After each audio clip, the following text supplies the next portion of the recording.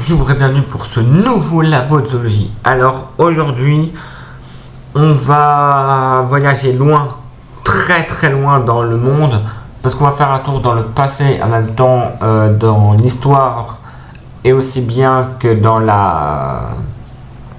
les mythologies. Aujourd'hui, on va parler des pygmées.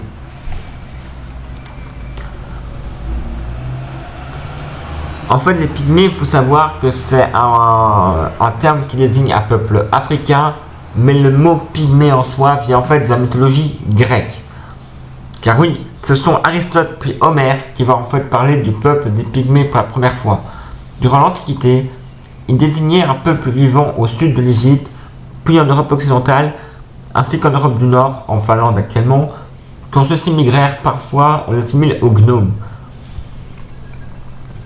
Ce peuple n'est pas celui qui a été découvert par les colonisateurs en parcourant l'Afrique. Ils ont en fait le même nom en raison de leur petite taille. À ce jour, aucune preuve n'a peut-être l'existence des pygmées racontées par les Grecs.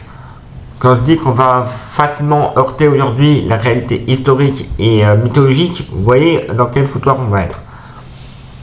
Donc les pygmées sont des êtres de petite, même de très petite taille.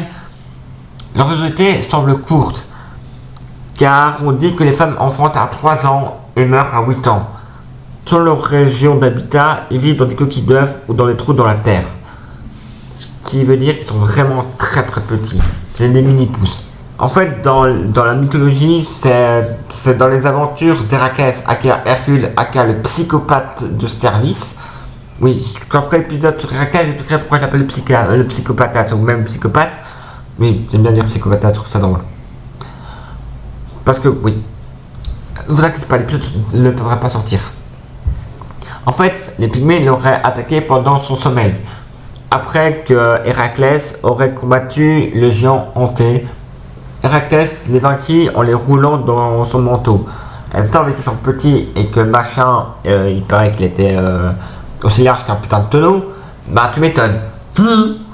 Dodo. Réglé. Donc, le nounours Héraclès va dire à Homère plus tard, et ainsi que l'autoritaire, que les pygmées vivaient au bord de l'océan, dans la partie occidentale de l'Europe, dans des trous et entrèrent en guerre contre des grues, des combattants sur des béliers, des chèvres, des chariots tirés par des pédrix, sur des gros oiseaux. Après la victoire, ils quittèrent leur région et partirent dans le nord d'Europe chez les Celtes, où ils furent bien accueillis. Les Celtes appréciaient leur talent de la force et leur savoir en chamanisme. On en trouve dans la littérature avec l'Iliade d'Homère. Sur ce, c'est la fin de ce labo de zoologie. À très vite.